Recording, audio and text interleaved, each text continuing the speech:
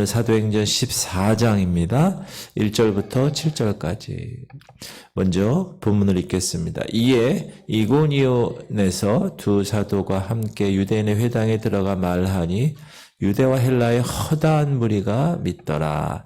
그러나 순종하지 아니하는 유대인들이 이방인들의 마음을 선동하여 형제들에게 악감을 품게 하거늘 두 사도가 오래 있어 주를 힘입어 담대히 말하니 주께서 그들의 손으로 표적과 기사를 행하게 하여 주사 자기 은혜의 말씀을 증언하시니 그 시내의 무리가 나뉘어 유대인을 따르는 자도 있고 두 사도를 따르는 자도 있는지라.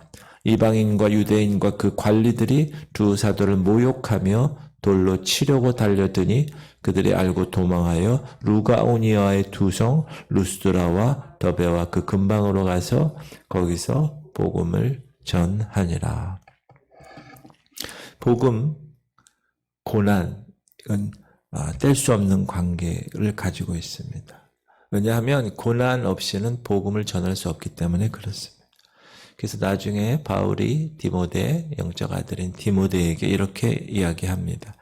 그러므로 너는 내가 우리 주를 증언함과 또는 주를 위하여 갇힌 자 된 나를 부끄러워하지 말고 오직 하나님의 능력을 따라 복음과 함께 고난을 받으라. 예수 믿는 것이 부끄러우면 되지 않고요. 복음을 전하는 것이 부끄러우면 되지 않습니다.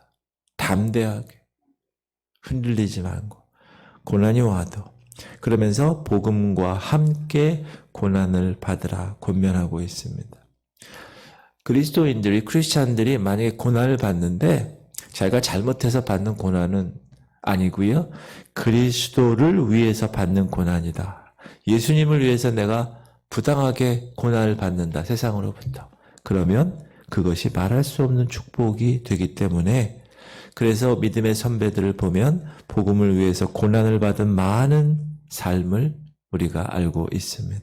고난 중에도 굴하지 않아요. 복음의 전도자로 끝까지 사명을 감당해요. 성경은 우리가 고난을 받아야 할 일에 대해서 이렇게 말씀하고 있습니다. 로마서 자녀이면 또한 상속자 곧 하나님의 상속자요 그리스도와 함께한 상속자니 우리가 그와 함께 영광을 받기 위하여 그와 함께 고난도 함께 받아야 할 것이니라. 우리는 하나님의 상속자예요.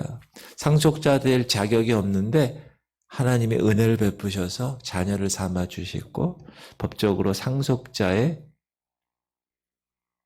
위치에 서게 하셨습니다. 그런데 중요한 건 그리스도와 함께한 상속자이기 때문에 그리스도와 함께 고난도 받아야 된다. 왜? 그리스도와 함께 영광 받으니까. 천년왕국에서는 여러분 우리 휴거된 우리 하나님 백성들이 이 땅에 내려와서 다스리는 거예요. 그 천년왕국을 주님과 함께. 그 영광을 받는 거예요. 할렐루야. 비시디안 안디옥에서 유대인들의 핍박을 받은 바나바와 바울은 드디어 거기에서 쫓겨나서 이고니아 지방으로 떠나게 됩니다. 이고니온 지방이 어디냐 하면 빨간 화살표가 비시디아 안디옥이고 그 밑으로 내려온 파란 화살표가 이고니온입니다. 그리고 거기서도 아까 마지막 절에 루스드라와 더베로 옮겼다고 그랬죠. 6절에. 예. 그리고 어디서 파송됐는가? 3시 방향에 노란 화살표가 안디옥입니다. 안디옥에서 고구마섬 구브로를 갔다가 그쵸? 쭉 버가해서 비시디안 안디옥 가서 이게 이제 사도 바울의 1차 전도 여행의 경로입니다. 고난으로 인해서 바울과 바나바는 이곳저곳으로 복음을 위해 쫓겨다니게 됩니다. 그들은 그러나 복음을 전하는 일에 자신들이 고난받고 핍박받고 돌로 쳐 죽임을 당하는 그런 상황도 조금도 두려워하지 아니하고 담대했다고 이야기합니다. 자, 이고니온으로 갔어요. 이제 피해서. 이고니온에 가서도 이 바나바와 바울은 그곳에 유대인 회당을 들어갑니다. 거기가 복음 전하기가 가장 좋은 곳이기 때문에 사람들이 모여 있으니까. 그래서 복음을 오랜 기간 동안 전할 수 있게 되었습니다. 근데 복음을 전한 이곤 이온의 반응은 대단히 좋았다고 성경은 기록합니다. 이 이곤 이온에서 두 사도가 함께 유대인의 회당에 들어가 말하니 유대와 헬라의 허다한 무리가 믿더라. 허다하다는 건 뭐예요? 많은 무리가 믿었다. 그러나 여러분, 복음이 있는 곳에는 반드시 사단의 방해가 도사리고 있습니다. 이곳 이곤 이온에서도 유대인들이 이방인들의 마음을 선동하여서 형제들에게 악감을 품게 하고 모욕해서 돌로 때려 죽이려는 위험을 이 바울과 바나바가 당하게 되는데 2절 그러나 순종하지 아니하는 유대인들이 이방인들의 마음을 선동하여 형제들에게 악감을 품게 하거나 사단의 역사죠.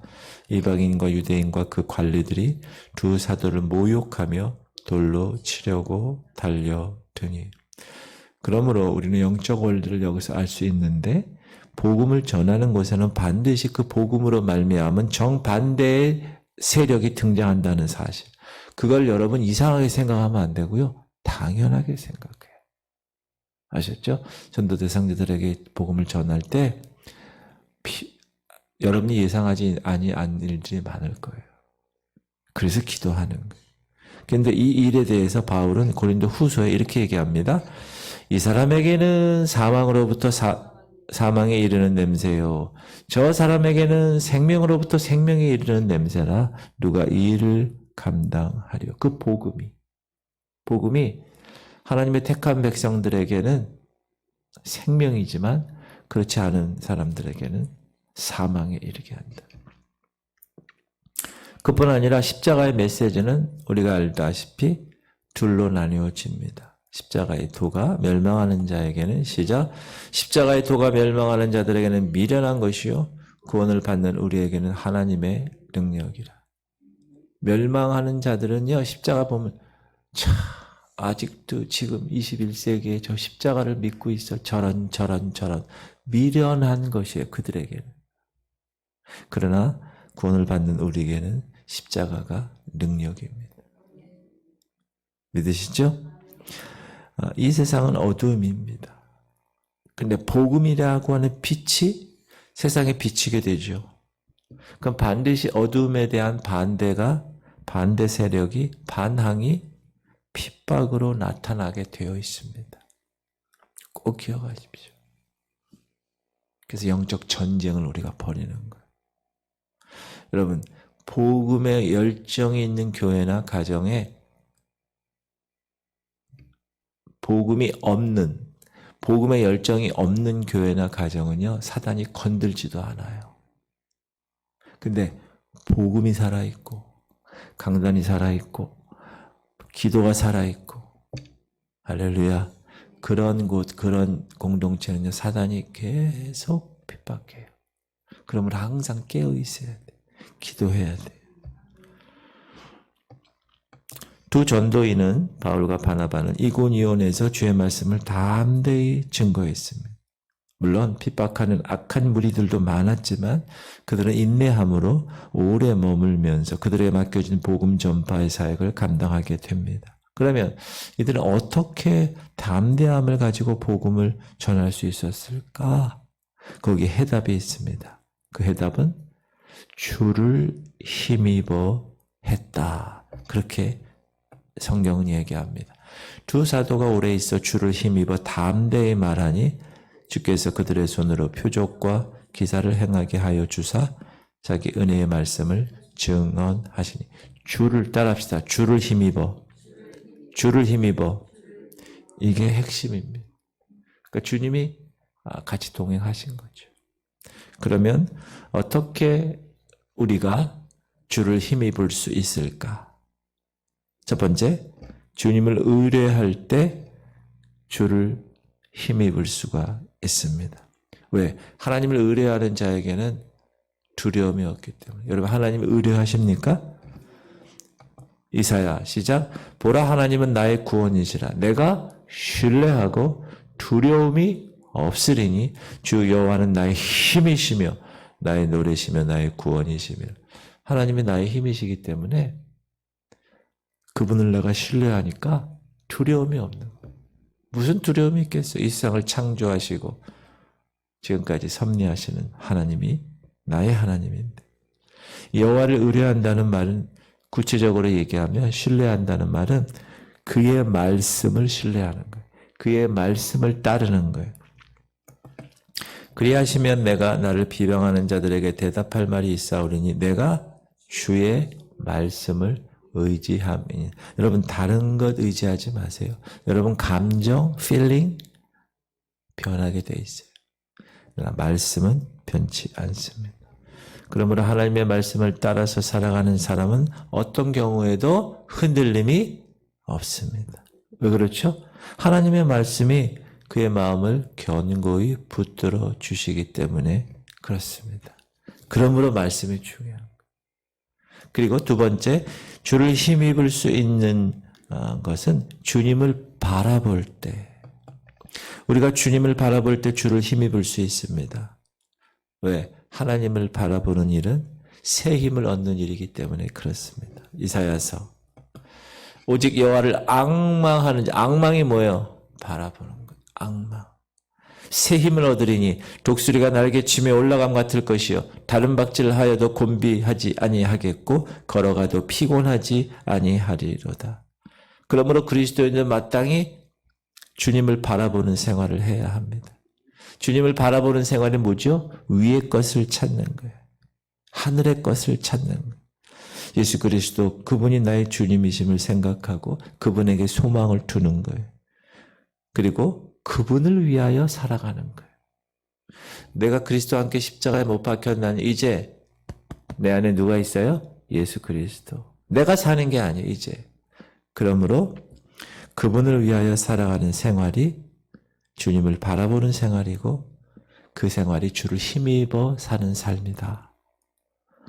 이렇게 하나님은 주를 힘입어 복음을 담대하게 전하는 하나님의 종들에게 표적과 기사를 행하게 하십니다.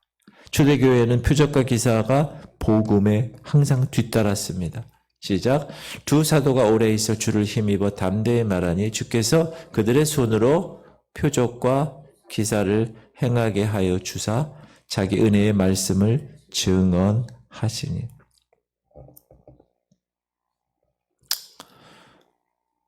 하나님이 하시는 거예요, 이거는. 이 표적과 기사는 주를 힘입을 때 나타나는 것입니다. 능력을 나타내시는 이는 내가 아니라 하나님이십니다. 이거 오해하면 안 됩니다. 절대로. 그거 내가 이렇게 했어.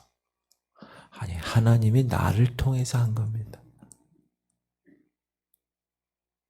내가 교회에 뭐 했어? 그거 계속 우려먹는 사람들 있죠. 그게 아니라 하나님이 여러분을 통해서 하신 것입니다. 꼭 기억해요. 이게 영적 원리가 정리가 안 되면 교만해집니다. 실족합니다. 네, 특히 목사가 내가 다 했어. 내 교회에서 내가 이거 다 하나님이 그 목사를 통해서 하신 것입니다. 이 생각을 꼭 바꾸셔야 돼요. 이런 표적과 기사는 담대히 말씀을 증거할 때 그 말씀 가운데서 나타나는 것입니다. 하나님의 표적과 기사는 언제나 말씀과 병행합니다. 그래서 우리가 복음을 전할 때 표적과 기사의 힘으로 복음을 전하려는 유혹을 받아서는 되지 않습니다. 성경에 보면 예수님이나 예수님의 제자들이나 복음을 전할 때 한 번도 표적에 의지하거나 기사에 의지하는 기록이 없습니다. 무슨 말이냐?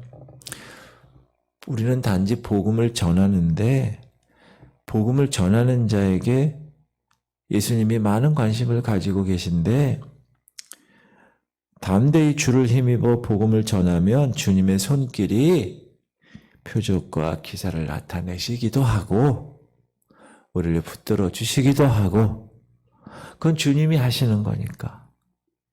그렇죠? 우선순위가 바뀌면 안 돼요. 표적과 기적만 따라다니는 삶이 살면 되면 안 돼요.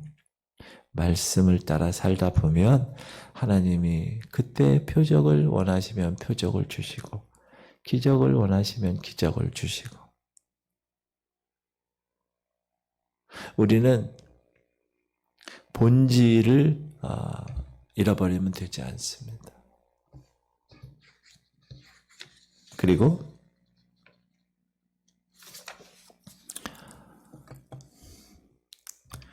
이방인과 유대인과 그 관원들의 무리가 합쳐서 두 사도를 대적합니다. 모욕하고 돌로 치려고 달려옵니다. 그때 그들은 이고니온에서 도망하죠. 다른 지방으로 가게 됩니다. 이렇게 복음이 선포되는 곳에는 반드시 고난과 핍박이 있음을 영적으로 깨달아서 여러분이 전도 대상자에게 복음을 전할 때 이 되어지는 상황과 이 일들을 영적 눈으로 바라보실 수 있기를 주의 이름으로 축원합니다. 지금 사단이 방해하는구나. 사단의 역사가 나타나는구나. 왜 이러지? 내가 제대로 좀 복음도 전하고 전도도 해보고 좀 제대로 살아보려고 하는데 왜 이런 일들이, 이런 방해들이, 이런 모욕이 있어? 여러분, 그게 당연한 거예요. 그걸 여러분이 알고 하는 거하고 모르는 거하고는 다른 거예요. 이렇구나. 모든 믿음의 선배들이 다 이런 상황에서 이렇게 됐었구나. 당연한 거야.